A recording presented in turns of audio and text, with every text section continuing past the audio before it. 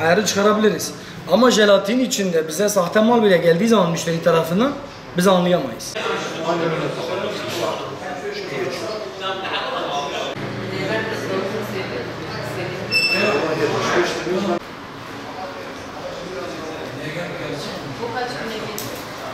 Bunu bulamıyor. İkisini bulamıyor. Zaten bankalar 905'e kadar alıyorlar. Düşünün yani. Şuna hayır bir tane yapacak. 905'e kadar alıyorlar. Yasal.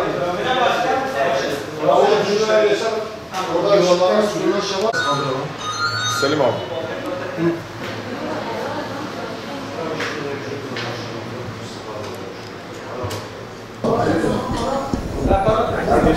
Sağ olun, Allah razı olsun.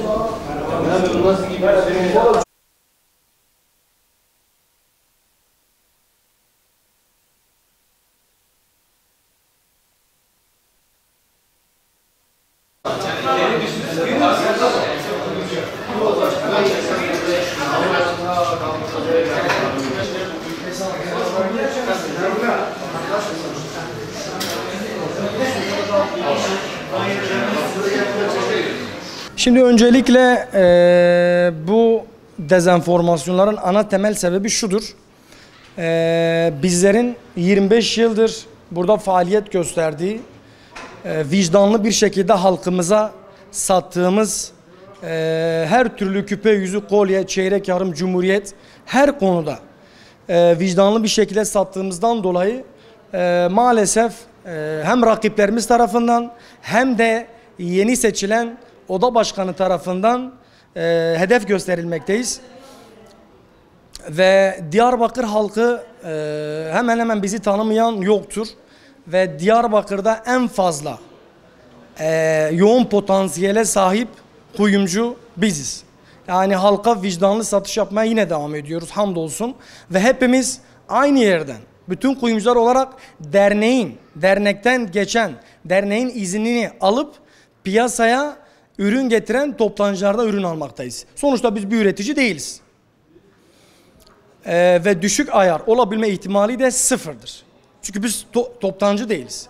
Biz daha üreticilerin getirdiği ürünleri satmaktayız. Yani odanın izniyle getirilen ürünleri satmaktayız. Peki bu dezenformasyona, yani bu yalana, bu iftiraya niye ihtiyaç duyuldu? Çünkü oda başkanlığının piyasaya süreceği projelerin öndeki en büyük takoz onlar için bizleriz.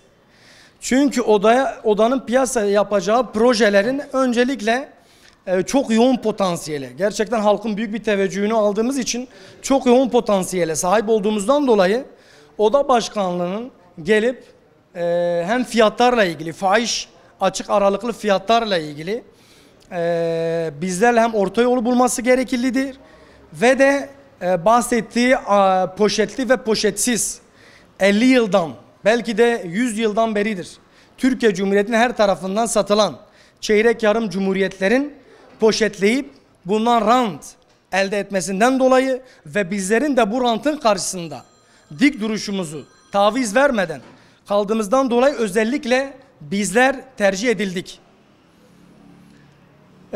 Söyleyeceklerim bundan ibarettir ve bizler kriminallerin sonuçlarını inşallah bekleyeceğiz. Bunu basınla da paylaşacağız. Basınla da paylaşacağız inşallah. Sonuçlar da çıkmadı. Hatta kendisi önceden bu tezgahı hazırladığı için polislerin buraya yaptığı operasyonda aldığı numuneler daha buradan çıkmadan direkt basına hazır bir şekilde demeç vermesi aslında tezgahın büyüklüğünü gösteriyor.